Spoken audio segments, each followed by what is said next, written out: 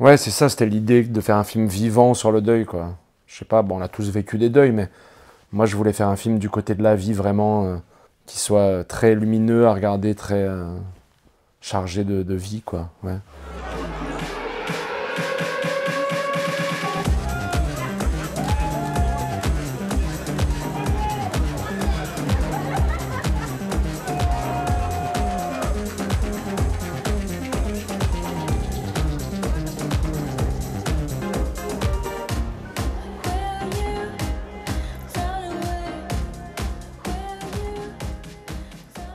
Moi, j'étais un peu bordélique et je voulais faire un film un peu, comment dire, un peu libre, un peu un récit très simple, quoi. Le genre de film que je pensais qu'on voyait plus beaucoup en France et que moi j'avais adoré gamin. Je sais pas, bon, si je dis Cassavetes et tout, ça fait un peu prétentieux, je me compare pas, mais des films que j'ai aimé regarder.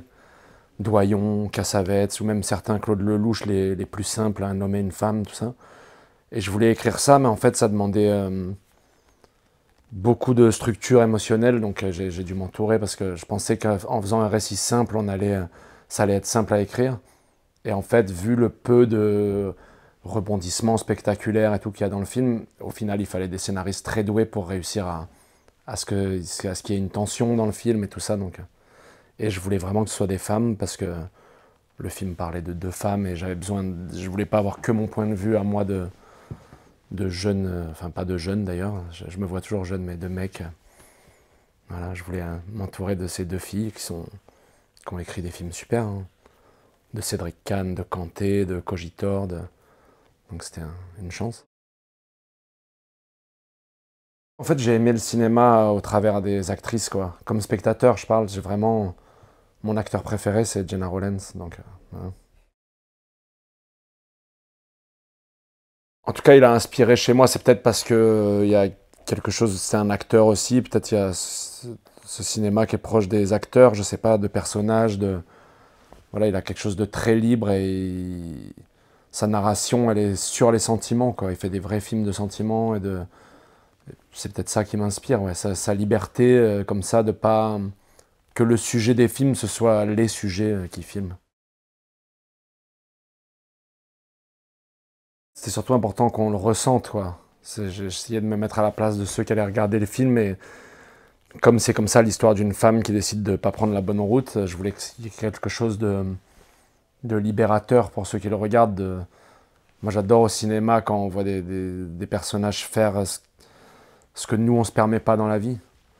Et c'était ça le principe de base d'écriture, c'est de dire, j'ai dit, je sais dans d'autres interviews, les personnages qui chient sur le bureau du patron, mais c'est vraiment une image pour moi, c'est-à-dire que c'est des choses où parfois le personnage de fiction, il se permet des choses qui nous libèrent, nous, en tant que spectateurs. Monte, monte.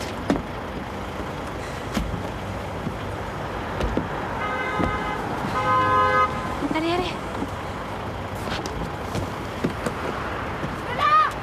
Oh! T'es complètement taré, descends de ce camion là! Laisse-moi, j'ai pas envie qu'on pleure dessus. Arrête de déconner, qu'est-ce que tu veux? Je veux juste rouler. Je veux qu'on roule, s'il te plaît.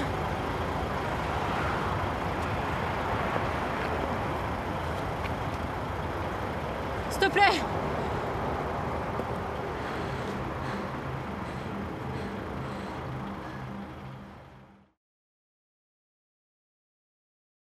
La liberté après des actrices, c'était particulier parce qu'il n'y a pas d'improvisation dans le film, pas du tout. Tout est écrit. Mais par contre, j'ai essayé de créer un climat d'improvisation, de sentiment, quoi, de liberté. Donc elles avaient le droit de se taire, de tousser, de se faire rire. Et si les choses venaient, il fallait laisser venir et on coupait pas. Mais tout en respectant quand même le texte qui était écrit. Mais voilà, je voulais vraiment qu'elles se sentent libres de ne pas ressentir les choses comme je les avais écrites moi, que ça soit pas attendu. Que si à un moment où je voulais qu'elle pleure, elle, ça la faisait rire, ben qu'elle rie et c'est pas grave. Et qu'elle rie et qu'on filme. Et voilà, ça a créé, j'espère, un ton un petit peu comme ça, un peu frais au film, un peu solaire, quoi. C'est ça, c'était l'idée de faire un film vivant sur le deuil, quoi. Je sais pas, bon, on a tous vécu des deuils, mais moi, je voulais faire un film du côté de la vie, vraiment, qui soit très lumineux à regarder, très chargé de vie, quoi. Ouais. Mais pour ça, ouais, c'est l'accident. Enfin, je sais pas, moi j'adore, comme acteur en tout cas, j'adore au cinéma quand on me laisse jouer avec les accidents, justement, s'il y a une perceuse dans le couloir ou s'il se passe quelque chose, je trouve que c'est un art du présent, qu'on en fasse quelque chose. Au pire, on ne le gardera pas. Mais au lieu de couper, d'avoir peur que ça respecte pas ce qu'on avait prévu, de se laisser aller à ça et de dire ah super, si le gars tombe, eh ben, qu'il tombe, qu'il se relève, qu'on va voir, on verra ce qui se passe. À 7 ans, il serait mieux à dormir chez lui. Hein. 8 ans. Et puis, me dis pas ce que je dois faire avec mon fils, tu le connais pas. Me dis pas ça. Ah, je dis pas que...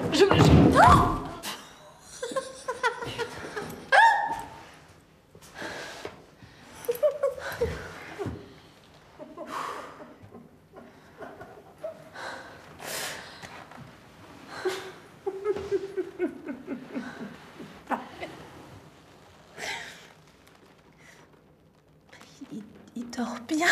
Il dort bien. Arrête. Excuse-moi, mais c'est trop le coup.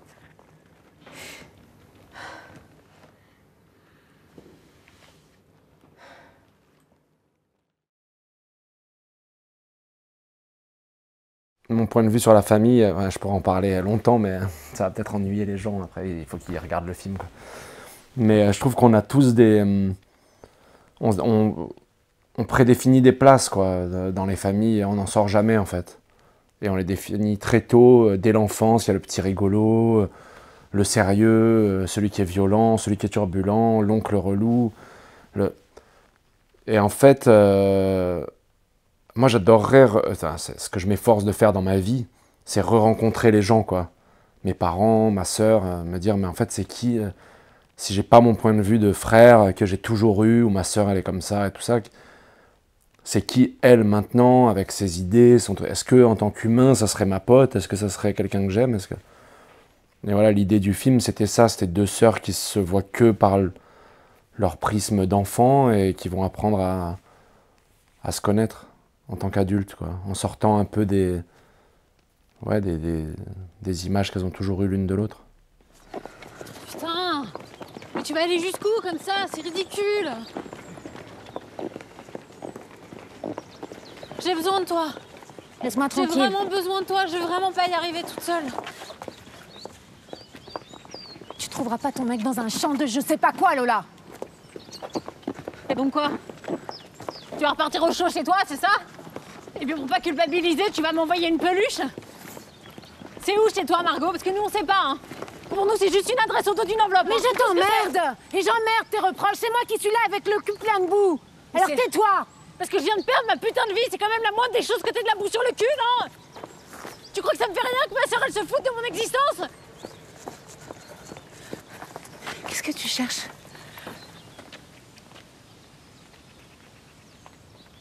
Un garage.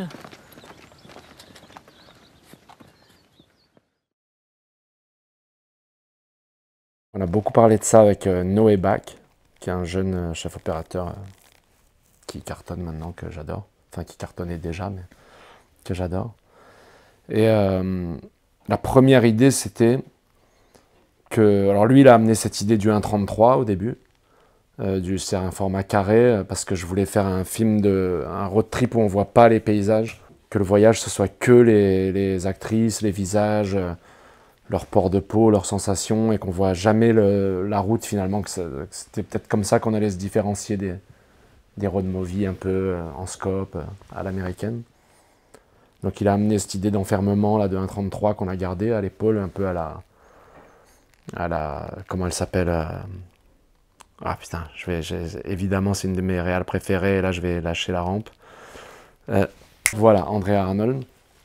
Donc un petit peu, elle a beaucoup utilisé ça, par exemple dans Fish Tank et tout. Et ensuite, l'idée, moi, que je voulais, c'est qu'il ait tout le temps un temps de retard sur les actrices. Donc ça, c'était un espèce de principe de base, qu'on n'anticipe jamais ce que va faire l'actrice. Donc que si elle regarde quelque chose, on y va 2 secondes après elle. Si elle décide d'aller à droite, on y va 2 secondes après elle. Et qu'en fait, elle nous donne la sensation de nous surprendre un peu tout le temps et qu'on panote pas bien sur le chemin qu'elle va prendre, mais qu'on la laisse d'abord y aller et qu'on ait un petit peu de retard. Voilà, ça c'était moi c'est ma cuisine à moi après, mais l'idée c'était de créer quelque chose qui est bouillant quoi, chez Alison, qui est l'actrice principale. À l'étalonnage, on avait fait une version assez propre. C'était très beau, les belles lumières, tout était bien ordonné, les plans s'accordaient bien et tout. Et on a tous regardé le film et on était catastrophés, quoi. Je trouvais ça ennuyeux à mourir. Et en fait, il y avait la monteuse image qui était là et qui nous a dit en fait, je pense que la post-prod de ce film, il faut donner l'impression qu'on a tout fait en 24 heures. Donc on a tout repensé comme ça. Et on a laissé les accidents, les blancs qui sortent trop fort, les plans qui s'enchaînent mal, le son, on a fait des césures un peu fortes entre les plans, où il y a des voitures qui passent, où c'est... Voilà, on a essayé de saccader le film quoi, pour être dans l'état d'esprit des personnages. Voilà, c'était l'idée de la mise en scène, ouais, d'être dans leur rythme à elles. C'est l'idée du vertige un peu, ouais. C'était pensé, ouais. Avec le mixeur, c'était super, on a beaucoup travaillé, mais c'était l'idée d'une agression quoi, pour elle permanente, quoi, qu'elle fuit quelque chose, et le son pour moi c'est très fort, quoi, surtout les gens qui vivent en ville et tout. Et voilà, je voulais que qu'il y ait des moments qui l'agressent beaucoup, tout d'un coup les silences complètement assumés, ou des choses très chuchotées, puis le plan d'après, de la techno plein les oreilles et tout ça. Voilà, c'était encore une fois toujours pour refléter son état d'esprit à elle. Et comment elle est secouée, ouais, on a essayé que ce soit accidenté. Mais en fait, c'est assez construit, quoi. C'est du montage son, c'est pas complètement de l'accident. Mais...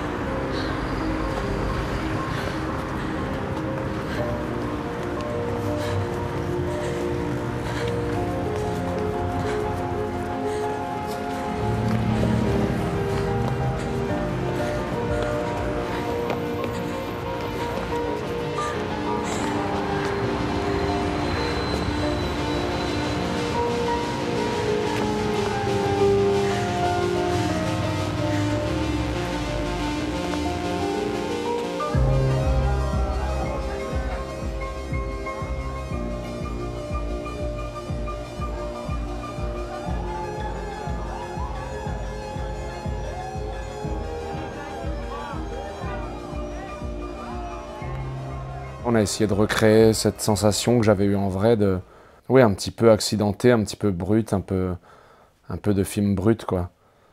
Comme elle, il n'y a pas trop de maquillage, il n'y a pas trop de...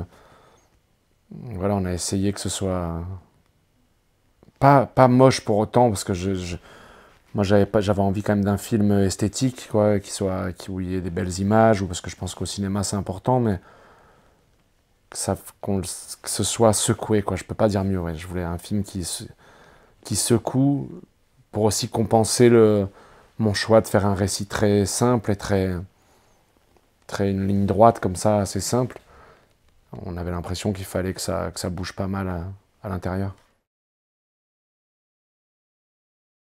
Ça s'est construit quand même sur le tournage, quoi.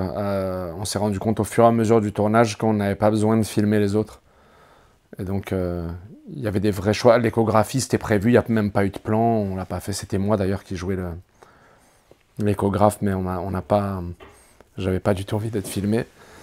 Et puis même à l'hôtel, quand ils prennent une chambre, il n'y a pas le jeune acteur qui était super, pourtant, qui donne la chambre, qui était très drôle, un peu décalé et tout. Il n'y a pas la mère, au début, on la voit très peu, parce qu'en fait, j'avais la sensation que c'était peut-être comme ça qu'on allait casser la grammaire du film, qu'il fallait le chant contre chant, un peu de base et tout. Et moi, je voulais juste qu'on la suive, elle.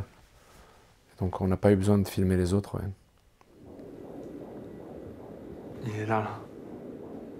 Vous voyez? Et vous entendez? Ah, il est en pleine forme. Vous pouvez fermer les yeux, si vous voulez.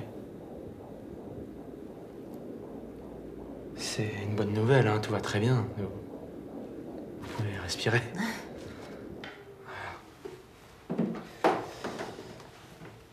Tenez, vous pouvez vous essuyer, vous rhabiller. Oui.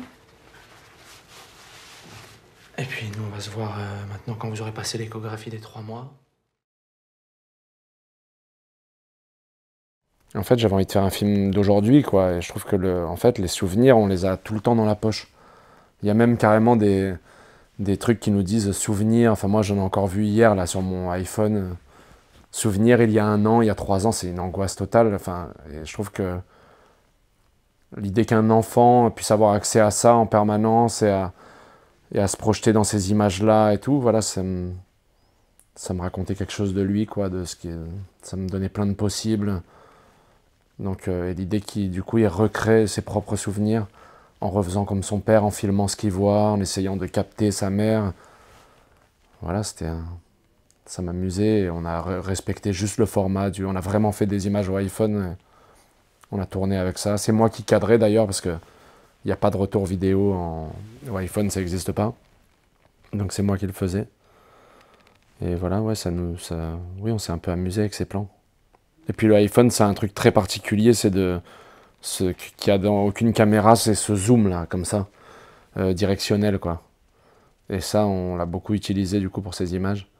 C'est un truc particulier de zoomer sur ce qu'on veut voir. On a pris l'habitude, nous, mais c'est particulier à offrir, quoi. Maman.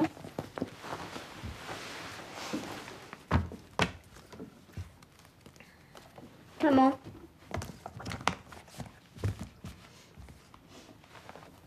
Quoi?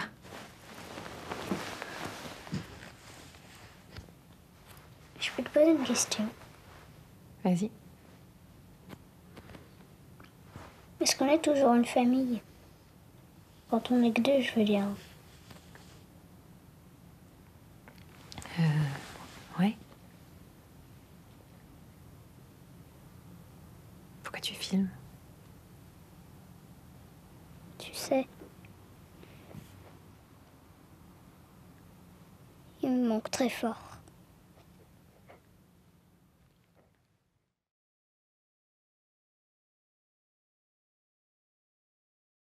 Ce qui m'amuse, moi, c'est que c'est les personnages qui disent ce qu'on ne dit pas dans la vie. C'est le même principe que le film, quoi, mais quand j'écris, c'est ce qui m'amuse. Donc, effectivement, elle parle de la taille de la tub d'un enfant de 8 ans. Le frère, il dit à sa sœur dans Mon Royaume que... Putain, elle est un peu bonasse quand même. Alors, évidemment, c'est un peu bizarre dit comme ça paraît un peu même vulgaire et tout, mais pour moi, non, c'est juste là où se situe l'intimité, en fait. Là où, voilà, j'ai l'impression que le cinéma, quand en tout cas on veut faire des films de personnages, il faut aller chercher de l'intimité. Et l'intimité, c'est aussi parfois des situations qui n'existent pas ailleurs. Et les bains, voilà, Dans les deux films, d'ailleurs, c'est plus un souvenir d'enfance qu'un truc au présent. Elles n'aiment pas prendre des bains ensemble. Mais c'est juste comme comment on replonge dans quelque chose de l'enfance. Et dans Mon Royaume, il n'y arrive pas parce que c'est le point de vue d'un garçon sur sa petite sœur qui est devenue une femme et qui a des formes de femme et qui en fait des blagues, mais on le sent bien qu'il est un petit peu déstabilisé. Et, ouais, je sais pas, mais c'est vrai que ouais, il y a des thèmes, il y a un style peut-être. Il y a aussi, j'ai l'impression, quelque chose de rire des situations tragiques. C'est quelque chose que j'aime bien. Bah, je trouve qu'on attend vachement des gens en deuil, quoi. Comme s'ils devaient prouver quelque chose au monde, qui sont bien tristes, enfin, qu'il y avait une bonne manière d'être triste. Et ouais, j'avais envie d'un personnage qui sait pas faire ça, et ça comporte une forme d'égoïsme aussi, on la suit pas tout le temps, peut-être qu'il y a des fois où on la trouve un peu maladroite avec son enfant, ou même violente. Mais je trouve que c'est ce gouffre-là, quoi, ce moment-là, entre justement le moment où on assume d'être en deuil et la mort de quelqu'un, cette espèce de semaine bizarre où on sait pas trop, c'est ce vertige-là qui m'intéressait. Et je trouve qu'il est même... ça, encore une fois, ça se dit pas trop, parce que les gens vont dire non, mais c'est pas vrai, Je trouve qu'il y a même quelque chose de grisant, moi, dans le deuil, quand on perd quelqu'un de proche. Parce que le moment qui suit, on a l'impression qu'il peut rien nous arriver de plus grave, donc il y a quelque chose de presque...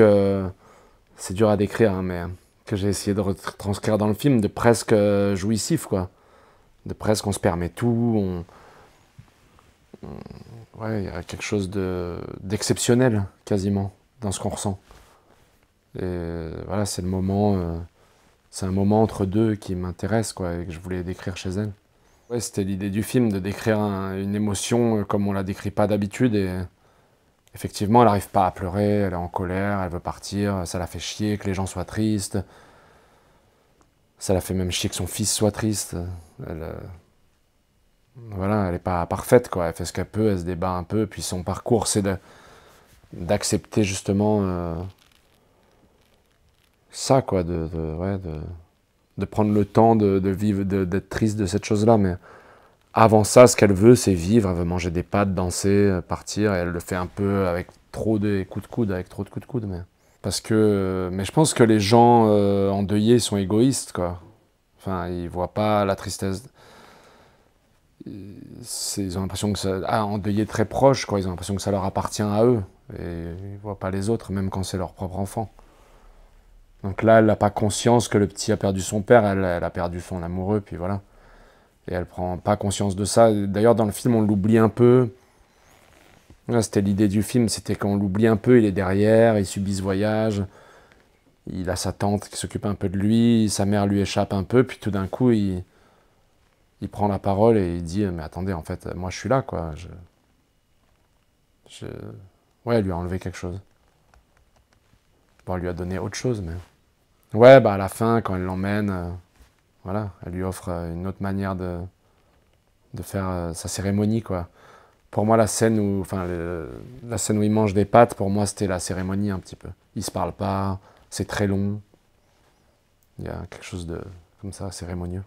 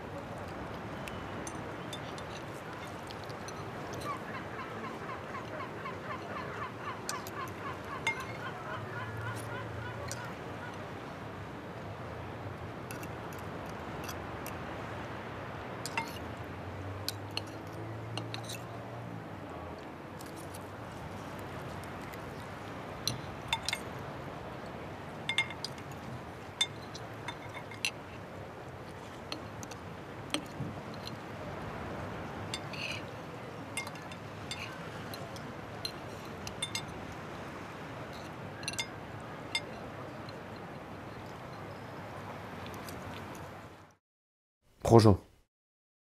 Le baron de Munchausen. Opening Night. La cité de la peur et le mépris. Ah bah, Cassavetes. Ah, c'est pas facile, pour moi tous les films sont probables, mais je dirais Deep End. Je dirais aux gens de regarder Deep End de Jerzy Skolimowski. Pour se mettre du baume au cœur et avoir envie de voyager. Il y avait les parents du gamin, il y a une scène où il doit dire des gros mots, et voilà, je me souviens qu'il était à la fois apeuré et très fier de devoir en dire. Et comme il avait un peu honte parce qu'il y avait ses parents, on lui disait les gros mots, enfin je lui soufflais les gros mots au fur et à mesure dans l'oreille. Et donc voilà, il répétait devant son père des grosses putes, va te faire cuire le cul. C'était un petit de 8 ans. Et en fait, ça a été un moment très drôle où tout le monde riait, les parents, l'enfant et tout, et c'était un moment très, très joyeux.